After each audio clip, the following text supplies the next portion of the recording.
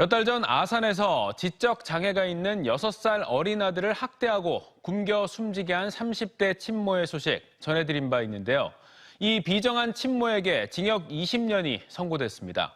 재판부는 아이를 방치해놓고 남자친구와 여행을 다니는 등 아이가 겪었을 고통에 대한 연민의 흔적을 찾기 어렵다며 중형 선고 이유를 밝혔습니다. 이수복 기자입니다.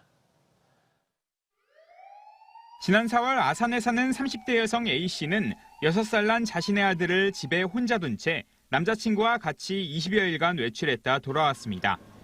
중증 지적장애를 앓고 있던 이 아동은 거동이 불편해 숟가락도 혼자 못 들 정도였는데 결국 굶어서 숨진 상태로 발견됐습니다. 대전지법 천안지원 제1형사부는 A씨에게 징역 20년을 선고했습니다. 이와 함께 아동학대 치료 프로그램 200시간 이수와 아동 관련 기간 10년 취업 제한도 명령했습니다.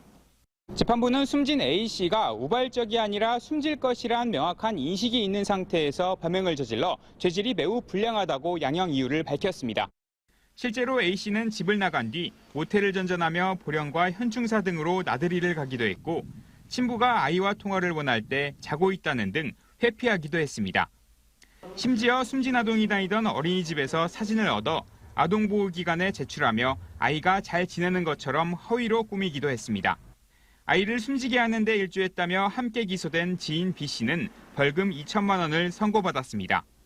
B씨는 지난해 10월부터 이들 모자에게 거처를 제공해왔는데 숨진 아이를 때린 전력도 있고 A씨가 쓰레기를 쌓아두며 방치하는데도 이를 보고만 있었습니다.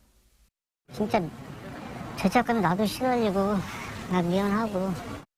시민단체들은 중형을 선고한 재판부의 판단에 환영한다면서도 재발 방지를 위한 더 강한 처벌이 필요하다고 강조했습니다.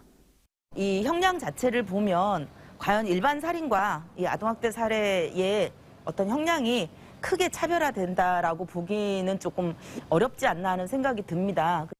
이와 함께 숨진 아동은 3주 동안 방치됐지만 관계기관의 가정방문도 없었다며 복지 체계를 손봐야 한다고 요구했습니다. TJB 이수복입니다.